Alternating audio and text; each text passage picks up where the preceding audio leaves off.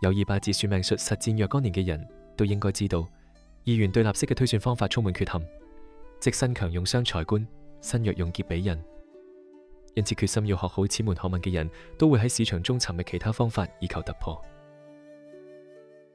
本頻道以分享道基師傅獨到嘅見解，傳播傳統正宗卻不為人知嘅玄學知識為宗旨，內容涵蓋四柱八字、紫微斗數、風水易卦、相學等多門術數。道基師傅會以坊間師傅及大眾所忽略嘅角度，包括現實世界中實行性嘅考慮，去審視並重新詮釋古今玄學。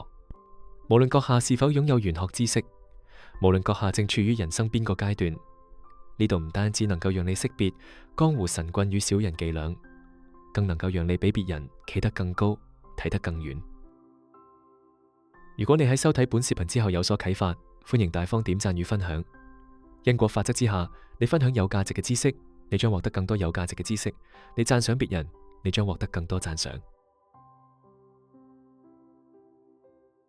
道基嘅學生中，不乏曾經從別嘅渠道中學咗5年、10年以上八字嘅人，有從書中、互聯網上自學嘅，亦有從不同八字堂課、不同名師中學習嘅。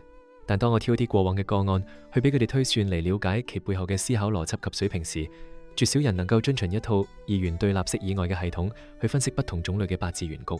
基本上都係根據過往嘅學習經驗，混合各種互無關聯嘅方法硬套上去解測。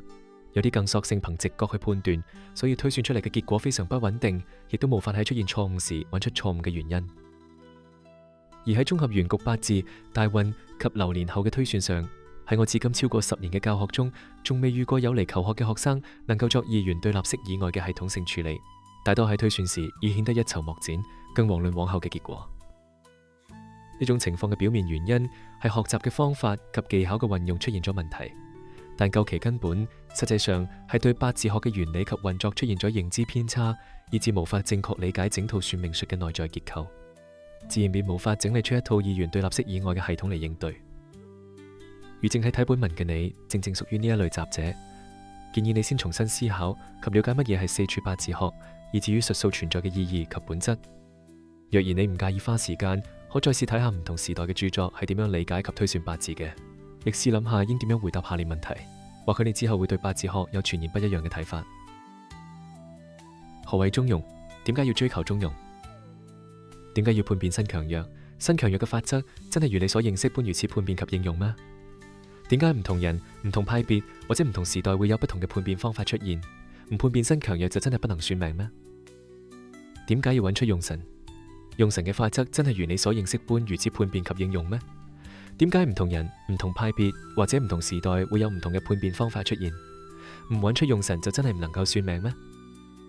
命、運、流三者嘅真正關係。P.S. 流年係獨立於命與運外嘅干支規律，其重要性可以話係時間線上得失進退嘅標記。